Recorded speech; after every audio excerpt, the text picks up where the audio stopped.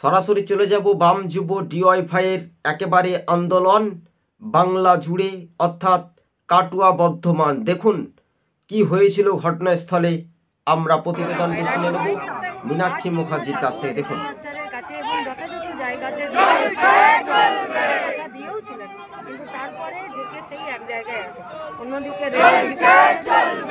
কথায় বলা যেতে পারে ডবল রেল চালু করতে হবে।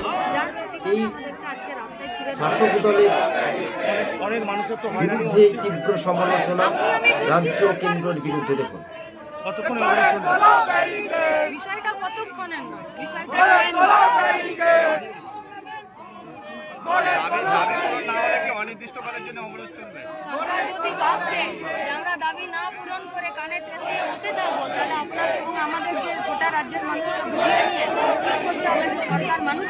আপনারা দেখতে পেলেন এক করে এসএফআই ডিওয়াইফাই বাম যুবদের যে জয়ের যে একটা বার্তা, শাসক দলকে একেবারে তীব্র ক্ষোভ।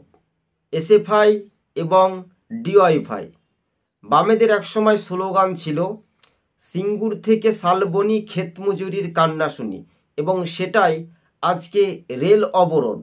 কার্যত বর্ধমান কাটুয়াতে বাম যুবদের জনঢলে জনপ্লাবন, পুলিশের সঙ্গে রীতিমতো বচসা, শাসক ও কেন্দ্রকে নাম না করে বাম যুবনেত্রী মীনাক্ষী মুখার্জি থেকে বাম যুবদের একেবারে তীব্র সমালোচনা শাসক দলের বিরুদ্ধে।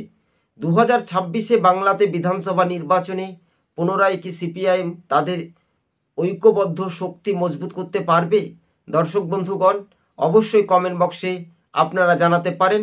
সবুজবঙ্গ নিউজ চ্যানেলের সঙ্গে যদি আপনি নতুন দর্শক হয়ে থাকলে চ্যানেলটিকে সাবস্ক্রাইব করে সঙ্গে থাকবেন। আরও একবার বিস্তারিতভাবে প্রতিবেদনটি তুলে ধরব বাম যুবদের ভিড়ে কি হয়েছিল ঘটনাস্থলে, আর সেটাই আমরা সরজমিনে তুলে ধরেছি। দেখুন দর্শক বন্ধু,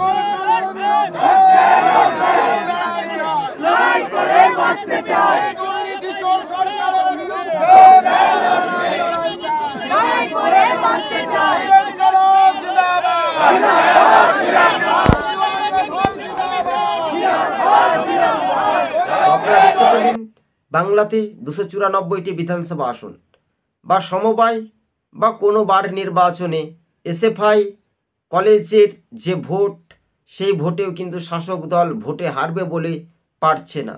তাই এসএফআইয়ের যে জয়ের সাংগঠনিক মজবুত কতটা শক্তি প্রয়াস হবে আগামী দিন, এটাই শুধু দেখার একটা বিষয় রয়েছে দর্শক বন্ধুগণ। তবে হ্যাঁ, বিষয়টা ভালো করে মনোযোগ দিয়ে শুনে রাখবেন। আমরা ভিডিওটা 4 মিনিট পর্যন্ত করব, আপনারা মনোযোগ দিয়ে শুনে রাখবেন।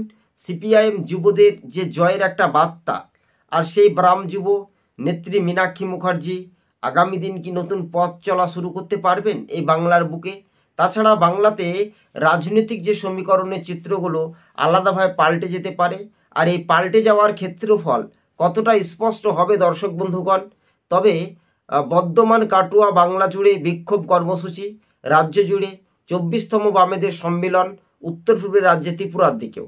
কিন্তু বারংবার আমরা এই রাজ্যের গণতন্ত্র নিয়ে যখন কথা বলি, গণতন্ত্রের মাথা মুরব্বি সব কেটে ফেলেছে এই রাজ্যের শাসক দল। তবে তৃণমূলের বিরুদ্ধে তীব্র কটাক্ষ, দলদাসের বিরুদ্ধেও কটাক্ষ সুর কিন্তু বাম যুবদের। এদিন ডিওয়াইফাই রাজ্যের সম্পাদক সভানেত্রী মীনাক্ষী মুখার্জি থেকে রাজ্যের সম্পাদক যদি আমরা দেখি,